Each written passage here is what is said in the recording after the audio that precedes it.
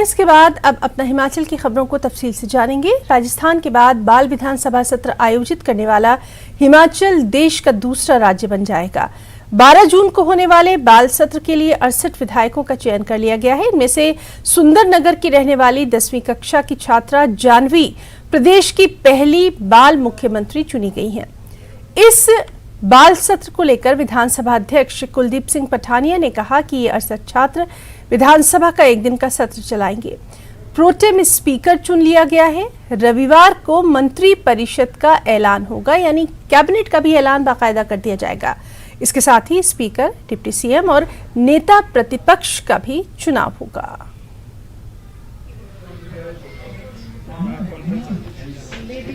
Digital बाल मेला जो site है ये उसी को ऑपरेट करते हैं, यानी ये जो बाल विधानसभा हो रही है और इसमें जो रजिस्ट्रेशन, सिलेक्शन प्रोसेस और ऑडिशन वगैरह जो भी हुए हैं, उसमें जो हमारा डिजिटल बाल मेला की जो वेबसाइट है उसका बहुत बड़ा रोल है।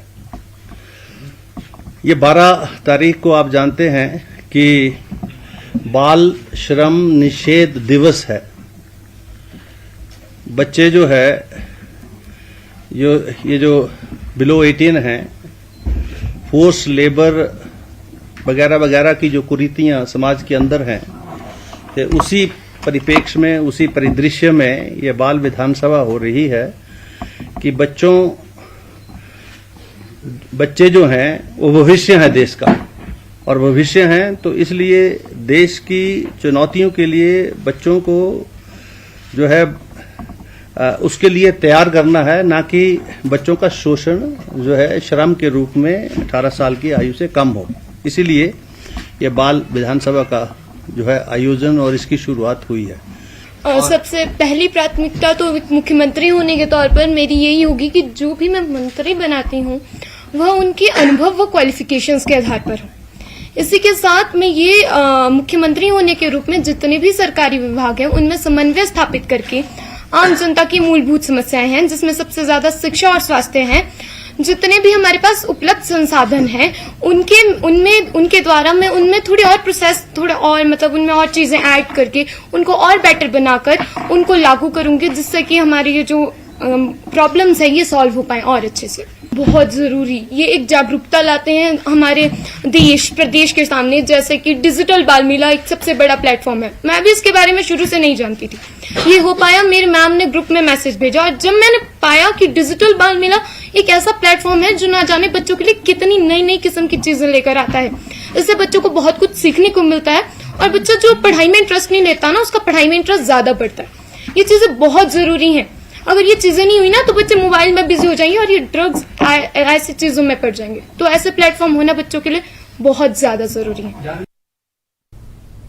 और जानवी ने विधानसभा अध्यक्ष से मिलकर सदन की कार्रवाई को गौर से समझा। बाल सत्र में शामिल होने वाले बाल विधायक भी इस मौके पर विधानसभा भवन पहुंचे। इस खास मौके पर जानवी ने कहा कि स्वास्थ्य और शिक्षा का क्षेत्र उनकी प्राथमिकताओं में शामिल है और जानवी चाहती हैं कि सभी विभागों में एक समन्वय स्थापित हो। मंत्रियों का चुनाव उनकी योग्यता और उनके अनुभव के आधार पर होना चाहिए। क्या कुछ उन्होंने कहा, आइए आपको दिखाते हैं।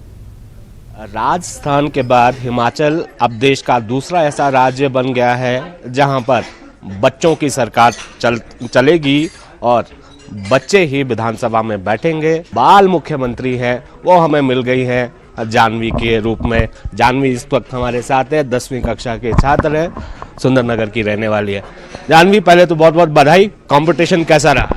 बहुत ही बढ़िया, और मतलब बहुत बच्चे थे, एक अकेली मैं नहीं थी जिसका बोलने का तरीका बहुत अच्छा था, बहुत सारे बच्चे थे।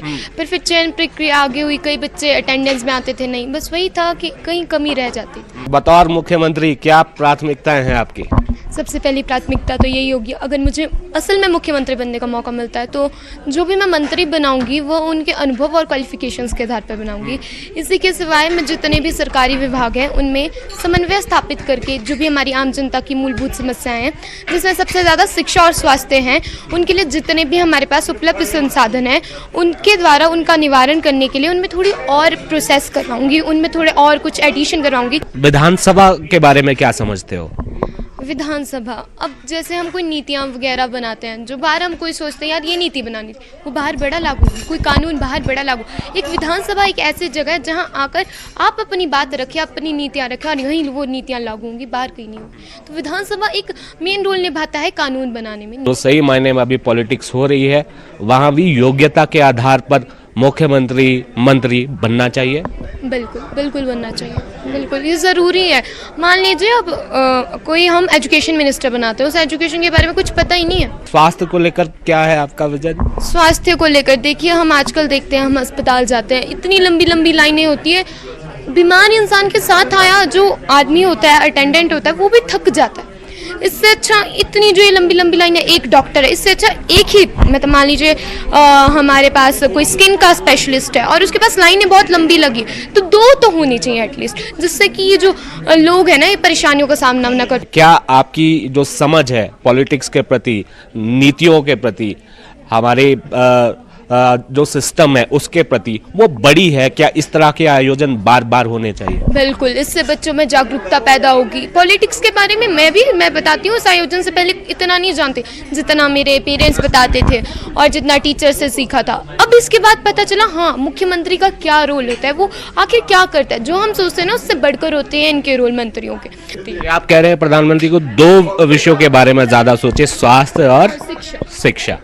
मुख्यमंत्री को क्या कहेंगे, सुखविंदर सिंह सुक्खू को? उनको भी इन्हीं दो चीज़ों के बारे में कहूँगी, क्योंकि अगर आप देखें ना तो ये दो चीज़ की कमी आपको हर जगह रही, कहीं ना कहीं कुछ कमी हर क्षेत्र में होती है, पर ये दो कमियां ज़्यादातर क्षेत्रों में आपको देखने को मिल ही जाती हैं। क्राइटेरिया जो है इन्होंने यहाँ से सेट किया है कि जो नेता अब बनना चाहिए उसकी भी योग्यता तय होनी चाहिए। शिमला से कैमरा सहयोगी दीपक राणा के साथ रणबीर सिंह, न्यूज़ 18 हिमाचल। हिमाचल में गाड़ियों में वीआईपी नंबर लगवाने का क्रेज है कि लगातार बढ़ता जा रहा है और इस बात का पता इस बात से साफ तौर पर चलता है कि परिवहन विभाग ने 195 यानी 195 गाड़ियों के नंबर नीलाम किए और ये नंबर 1,04,70,500 रुपए में बिके। सोलन जिले में एक व्यक्ति ने HP 12Q0008 नंबर के लिए 8,10,000 रुपए चुका दिए। लेकिन हाल ही में ऑनलाइन बोली में फर्जी बोली लगाने का मामला भी सामने आया, मगर अब फर्जी बोली लगाने वालों पर परिवहन विभाग ने नकेल कस दी है।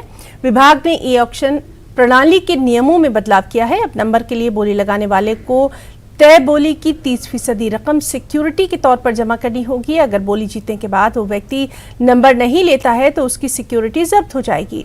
डिप्टी सीएम ने बताया कि नई प्रणाली पूरी तरह से पारदर्शी है। रजिस्ट्रेशन है, गाड़ियां के जो नंबर की रजिस्ट्रेशन है, वो ई ऑक्शन प्रणाली जो है जो चल रही थी और उसमें जो है लोग जिस तरीके से भारी भरकम बोलियां लगा के फिर नंबर लेने नहीं आते थे और विभाग को के साथ फरेब कर रहे थे, या जो है प्रणाली इस की कमियों का फ़ायदा उठा के कोई मजाक कर रहे थे।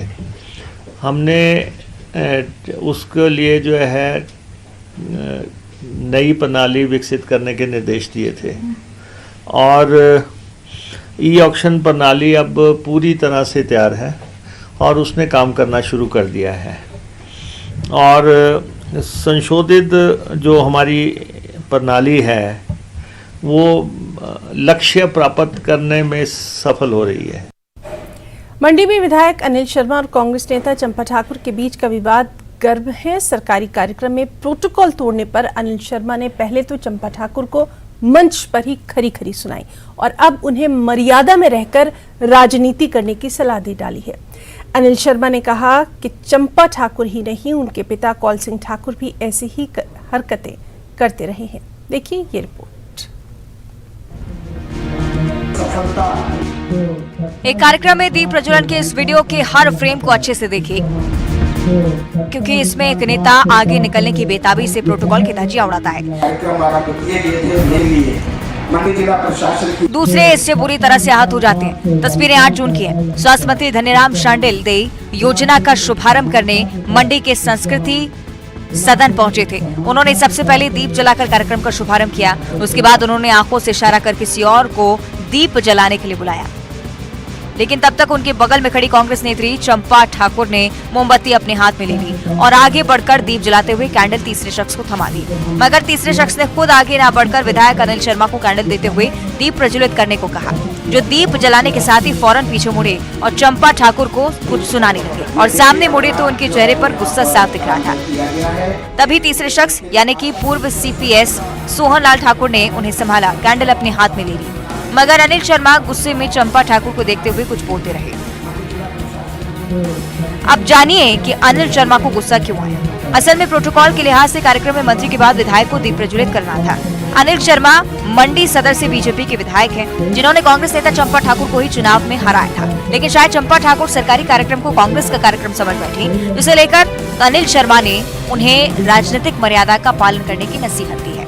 अनिल शर्मा के मुताबिक चंपा ठाकुर ने कुछ दिन पहले सुंदरनगर में विधायक राकेश जामवाल के साथ भी ऐसे ही सलूक किया था, जिस पर मंत्री रोहित ठाकुर ने उन्हें कुर्सी से उठा दिया था। अनिल शर्मा ने यह भी कहा कि चंपा ठाकुर ही नहीं, उनके पिता कौल सिंह ठाकुर भी सरकारी कार्यक्रमों में ऐसी ही हरकतें करते हैं, जो राजनीतिक मर्यादा के खिलाफ है। वीरेंद्र भारद्वाज, न्यूज़ 18 मंडी। और अपना हिमाचल में खबरों को आगे बढ़ाएंगे। उप मुख्यमंत्री मुकेश अग्निहोत्री ने अपनी धर्मपत्नी सिम्मी अग्निहोत्री के साथ शक्तिपीठ श्री ज्वालाजी मंदिर में मत्था टेका, पूजा अर्चना कर प्रदेश की खुशहाली की कामना की। इस दौरान लोक निर्माण विभाग मंत्री विक्रमादित्य सिंह, सुजानपुर विधानसभा क्षेत्र के विधायक राजेंद्र राणा, पूर्व मंत्री ठाकुर सिंह भरमौरी, आशा कुमारी, अजय महाजन और सुरेंद्र मनकोटिया भी मौजूद रहे।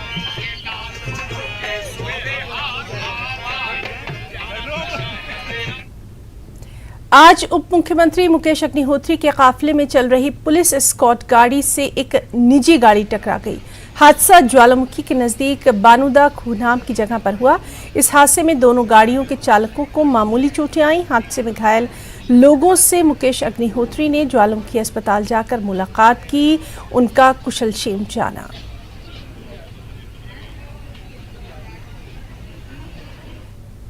केंद्रीय खेल एवं सूचना प्रसारण मंत्री अनुराग ठाकुर ने बिलासपुर के नेत्र शिविर का शुभारंभ किया। शिविर के दौरान अनुराग ठाकुर ने लोगों का हालचाल जाना। केंद्रीय मंत्री अनुराग ठाकुर ने कहा, निशुल्क विशाल नेत्र जांच शिविर का आयोजन उनकी तरफ से हमीरपुर संसदीय क्षेत्र की जनता को फायदा पहुंचाने के लिए किया गया है। शिविर में हमीरपुर और ऊना के करीब 10,000 लोगों का निशुल्क नेत्र जांच किया गया।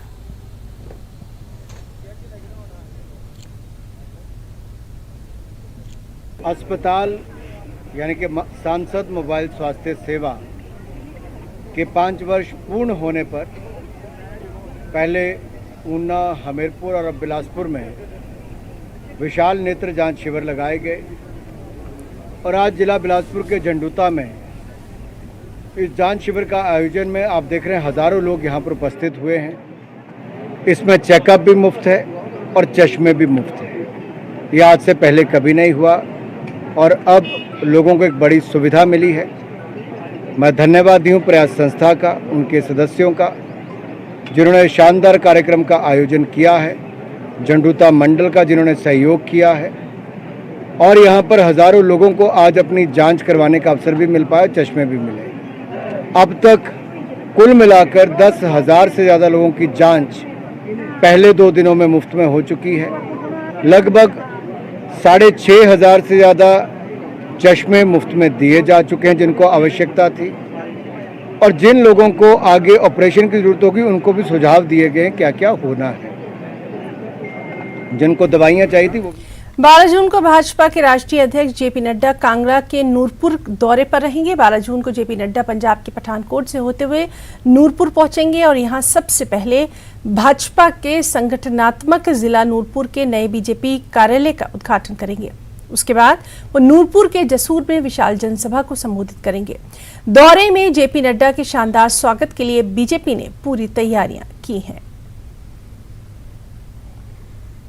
कांगड़ा विधानसभा का जो नेतृत्व कर रहे हैं, संगठन की दृष्टि से, चाहे वो सरपंच सोनी जी हो, चाहे वो हमारे यहाँ के लोकप्रिय विधायक पवन काजल जी हो, मुझे पूरा भरोसा है कि जो मैं आज यहाँ कार्यकर्ता के बीच में उत्साह देख रहा हूँ, निश्चित तौर पर एक निश्चित जो संख्या है उससे ज्यादा की संख्या में जो है लोग कार्यकर्ता जसूर में पहुंचेंगे।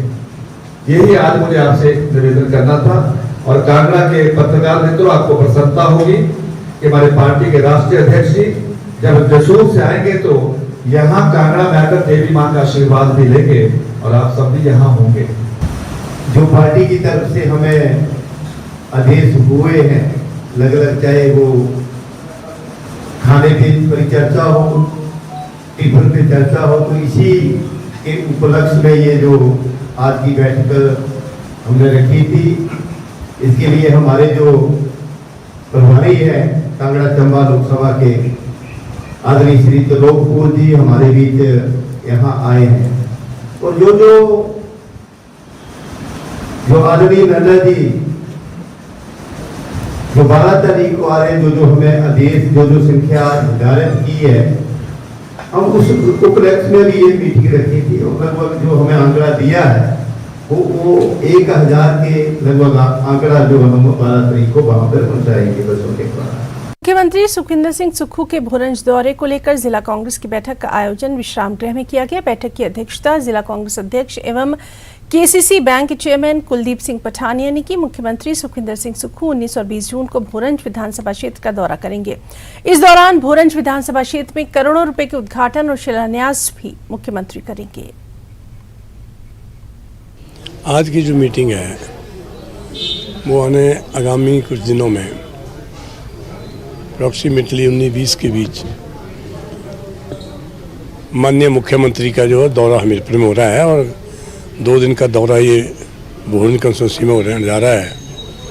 तो उसके उपलक्ष्य जो हमारे जिला कांग्रेस के जो पदाधिकारी हैं या ब्लॉक के जो पदाधिकारी हैं उनकी मीटिंग रखी है कि वो वहाँ अपने मुख्यमंत्री के दौरे में अपनी हाजिरी सुनिश्चित करें और अपना बहुमूल्य समय देके उनकी जनसभाओं में अपने राष्ट्रीय ग्रामीण आजीविका मिशन द्वारा राजधानी शिमला के ऐतिहासिक रिज मैदान पर स्वयं सहायता समूह के स्टॉल लगाए गए, जहां ग्रामीण क्षेत्रों में महिलाओं द्वारा बनाए गए उत्पाद बेचे जा रहे हैं। शिमला की 13 ब्लॉक्स के 13 स्टॉल यहां हैं।